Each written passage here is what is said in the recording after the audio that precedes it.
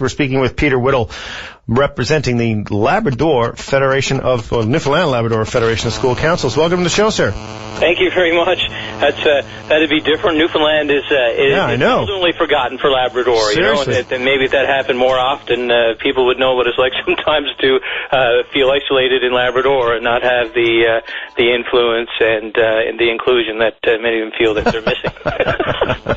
Excuse me, I just had to find my bloody cell phone and turn it off. There seems to be some interference here. Peter, welcome to the show, and you're right, that would have been almost like a parallel bizarre universe, I suppose, if that was the case. It would be interesting to have the crowd from Newfoundland calling you to set you straight.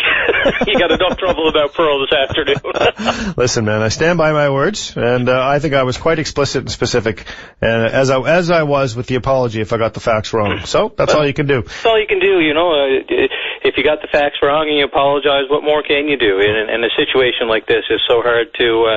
It's always difficult to know what's up and what's not, because it's one of those tense situations, and anything can be miscommunicated so easily, you know.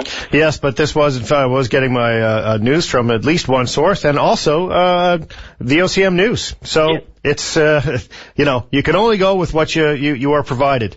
And exactly. The information was, and that's why I decided to offer a mea culpa if I was incorrect, and if those facts are reported incorrectly, we will have to clarify that in the very near future. But anyway, Peter, enough about me and cats. What's on your mind? Well, sometimes doing this is like herding cats, too. I just wanted to just take a second to talk about the Newfoundland Labrador Federation School Councils, and first thing I'd like to do is congratulate our educators and the NLTA and government on the acceptance, I guess, of the NLTA of the government's tentative collective agreement with the provincial government and the school boards. We expect our teachers to be professional, to set high standards, to educate and nurture our students, and help them become responsible, productive citizens. And although I always argue the most important teacher in anyone's life is their parents, we do put a lot of responsibility and expectations on our teachers, and we're just really happy to see that this issue has been settled, that the teachers have gotten a deal that they can accept, that government saw that, and some of the concerns earlier in the process about substitute days and how substitutes were selected and stuff didn't turn out to be an issue.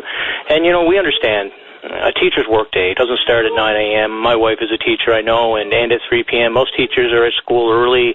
They're leaving well past the last bell, and they still take marketing and projects, marking and projects home with them every evening, and they spend their own time preparing and writing cards 3 times per year, and they're probably our most valuable public servants next to or on par with healthcare providers. So on behalf of the NLSF executive and school councils across the province, really like to say thank you for educating and caring for our students.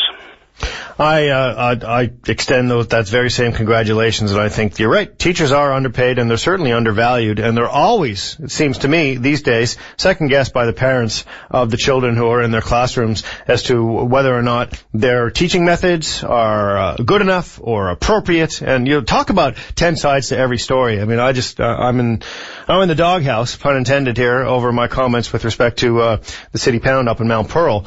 But I know, and I have many friends who are teachers, and they tell me horror stories of parents, as they say in Toronto, helicopter parents, who try to micromanage every aspect of the life of their child. And when it comes to the education, they don't trust those who spend time in university to become educators to do what they are required to do. Yeah, I would hope that situation would be in the minority. I mean, it's unbelievable how much time and energy and effort and extra effort that our teachers in Newfoundland and Labrador devote to their students above and beyond what is mandated by any contract. I mean, we could be talking about giving kids help after school, cheering them on, athletic teams. I've been an active member of school councils for 10 or 12 years now, and when you go to these events, athletic events, band events, could be chess, choir, concerts, performances. I mean, the time they put in, it's a vocation, and it's a dedication. And I guess, unfortunately, there'll be some times where there are some miscommunications. But, one way to avoid that is something I wanted to talk about as well, is that school council elections are taking place in most schools across the province over the next couple of weeks. And it's a great opportunity for parents and community members to get involved in the activities at the school, in fundraising, in looking at programs that are offered, and curriculum development and stuff like that, and being part of the process. And then, you're hands-on, and we certainly encourage people to do that. It's a great place to be. The other thing I wanted to say is we were disappointed to learn yesterday that Dr. Darren King was shuffled in the cabinet. He's a great partner in education. We really had a great relationship with him. We welcome Susan Sullivan. She seems to be an outstanding minister as well, and we look forward to developing yet another relationship. But it does highlight the bit of the impact, and our group wouldn't be the only one, of political upheaval sometimes. This will be our third minister in as many months, so we're looking forward to a period of stability with the political leadership in the various departments as we bring forward our concerns and work with them. And another big player in education in this province now is Newfoundland, the Newfoundland and Labrador School Board, the one board for all the English students. We met with the executive director yesterday, and the chair of the board, Milton Peach, and Darren Pike, and as usual, we have a great relationship with them. They try and keep us in the loop, and we have concerns, we bring them to them as part of the role that we have behind the scenes. And when parents or school councils have concerns, we try to advocate for them or diffuse situations as much as possible. And so we discussed the 3-year strategic plan. We talked about some of the overcrowding. They explained to us their proactive measures in September to address those couple of issues where they did exist. We talked about busing, and we had a discussion about board elections. If anything was coming up, of course, that's not their decision. That'll be decided by, the department at some point in time. But, from the perspective of being involved in your child's education and your grandchild's expectation, the Newfoundland and Labrador Federation of School Councils does offer a great opportunity to do that, and we're only as strong as our members are in the various schools. And the one thing that I want to do in this role is just encourage as many people as possible to get involved at that level and be productive and make a difference in your kids' education, in your community, school. And, we can make a difference at the provincial level together as long as we're united and strong. And I think this is a particularly good year for it. And we've got, someone said there's going to be a big shindig of some sort next year, an election of some sort. And all three parties will be putting together policy on everything from probably, taxation to education, and we're very interested in putting forth our ideas and listening to their ideas in trying to influence what education policy at the high school, elementary, and primary level. Gosh, Peter, are you one of those what the government calls a stakeholder? They call me a stakeholder, and I have to be fair when I say that, because we sort of have an advocacy role, and we are stakeholders right across the board. We have been fortunate, I think, to have a great deal of consultation as a stakeholder with the province. Right. I'm going to ask you a hard question here.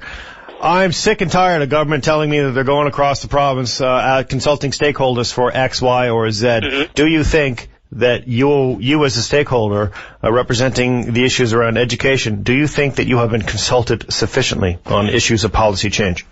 The majority of the time, yes. It depends on the policy change. We were very disappointed, not this spring, but the spring before, when the government brought in a fair amount of restraint and cut classroom teachers and made changes to special services and stuff that we felt was going to impact the classroom. The government felt it wasn't. We weren't consulted on that. That was a budgetary decision. Okay. However, when it comes to things like mental health, when it comes to kindergarten, full-day kindergarten, when it comes to most every issue, I have to give credit to Eastern District, or not Eastern District, the school board for the province, and to, particularly to Minister King, who, in the short time he was there, I think we had 3 meetings with him officially.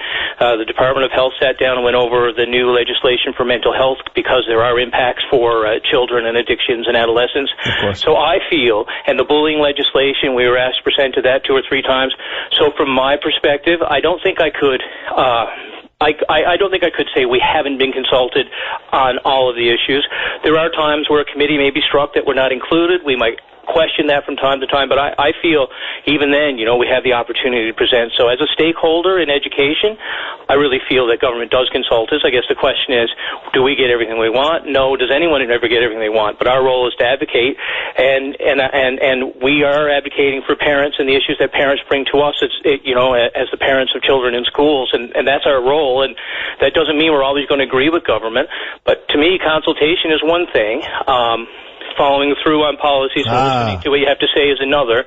And on that score, we've had good, and I guess it's mixed, and maybe that comes from the fact that there's only a finite amount of financial resources, I suppose. So not everybody gets what they want, but we believe that education is a right. It's not a privilege. It's a right, and that we have to put the resources in place to ensure that our children, as partners in education, get every single value, whether it's personal, whether it's academic or extracurricular, possible from the education system. And that's what we strive for, and we hope that our voices, we know our voice is heard, and we win some, we lose some. All right, Peter, we got to go.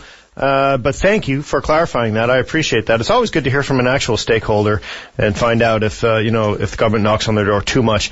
Listen, when next we speak, coming soon. I would like to talk to you about, there was a very popular teacher who was in town recently saying that he spends the first 2 weeks in his class teaching the kids how to do homework before he issues homework to the kids to take home. And I want to talk to you about best practices and what you think about that. Not today, unfortunately. We're out of time, but sure. I hope real soon. Thanks a lot. Make a good discussion, Jonathan. Great talking to you again. Have a good day. You too, sir. Happy October. Bye-bye. Okay, bye.